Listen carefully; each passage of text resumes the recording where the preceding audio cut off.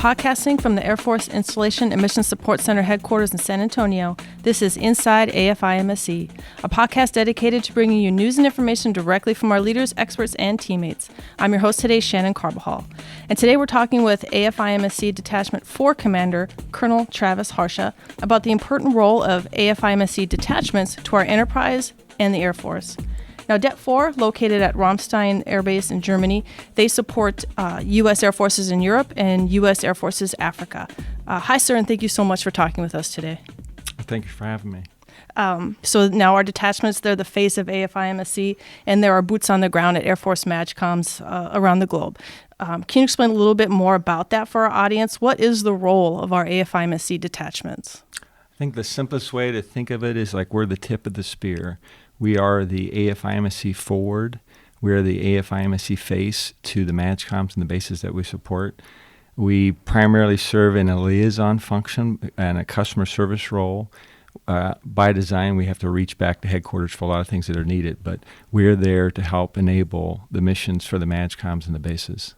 Okay, and so when AFIMSC stood up, the Air Force centralized a lot of many INMS capabilities down here in San Antonio.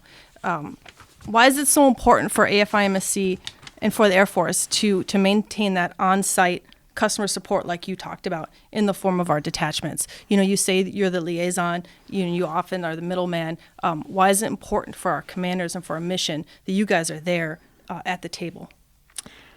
Well, to quote Stephen Covey, we move at the speed of trust. That trust is built on relationships, and it is much easier to get stuff done when you have those relationships. There are a lot of things beyond just a liaison role, like with basing and bed down actions that are happening every single day, so we need to have people. When you look at USAFE, because of the tyranny of distance and time, we have a much more robust staff that's there, but that's to mitigate that risk. But there are a lot of things that we're doing.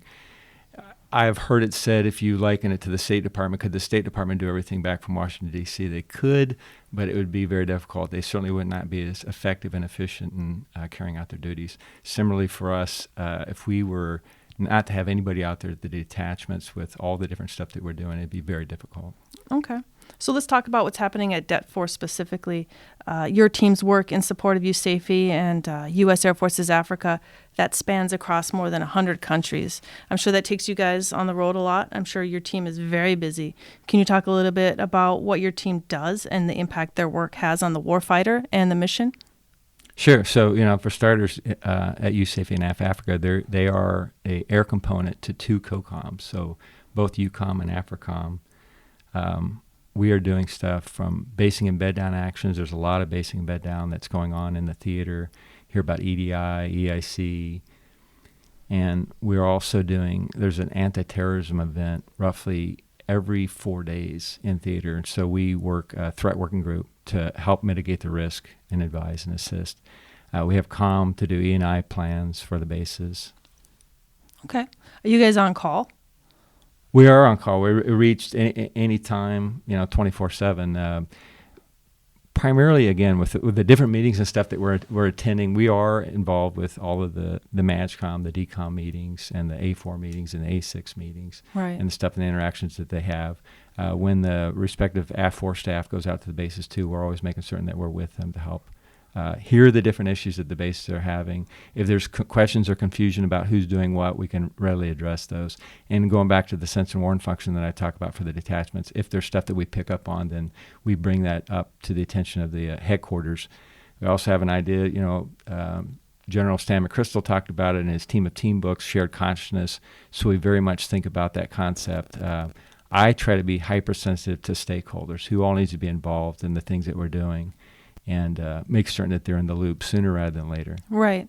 So now this is your second assignment commanding a detachment. You previously served as the commander of Det 3, supporting Air Force Special Operations Command. So I think it's safe to say that you have good insight into what life is like at a detachment. What are some of the challenges that come with serving at a detachment, and how do you and your team overcome those challenges? Well, I think initially it was people not understanding what it is that we were to do. The way that we went about addressing that was having road shows. And what we're doing at USAFE in Africa is that every single person that's on the youth safety staff, they all go through a course that we are part of, and we help give them what is it that we do. But I would say that, this big challenge, there's still some of that challenge that's out there. And, now that we're coming at 3 years past FOC, there's more people that are becoming familiar with what it is that we're doing. Whether it's the wing and group commanders, they get a brief at Maxwell when they go through that course. And that's one of the ways that we're addressing it. Right. And I know they bring them here too during IWEPTAC. We have the Mission Support Group Leader Summit, and I know there's a lot of education that goes on during that time as well. That's something else too. Part of with our communications, it's like every quarter that we have an MSG summit, or summit MSG telecon that Mr. Dentino leads from the IZ, but brings up different issues that we're having. But certainly that's something that helps, because communication, you can't communicate enough. One of the things else that I've seen, though, is, again, the stakeholders that are involved, being hypersensitive to making certain that all the stakeholders that need to be a part of the solution, that they're brought up online, and we're working those issues. Okay. And so you talked a little bit about some of the challenges and how your team overcomes those challenges. What's the best part of serving out at an AFIMSC detachment? It's definitely the people. It's the people that are within the detachment being part of something that we've never done in the Air Force, having an enterprise-wide, cross-functional focus to the different issues.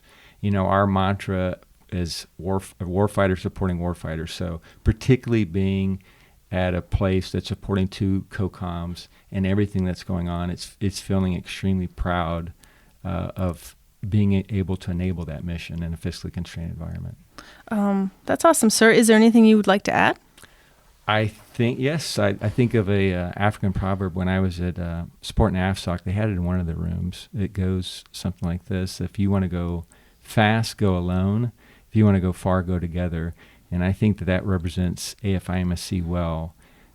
We are, again, in very challenging times. We have this emphasis from the National Defense Strategy to increase our lethality and our readiness.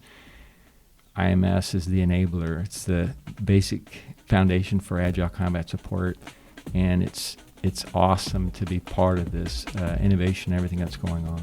Awesome, sir. Thank you so much. And that's a really cool proverb, so thank you for sharing that with us too. And to everybody listening, thank you so much for joining us today. Please visit our website and Divid's page for more news and information, and don't forget to join the conversation on Facebook. Have a great day.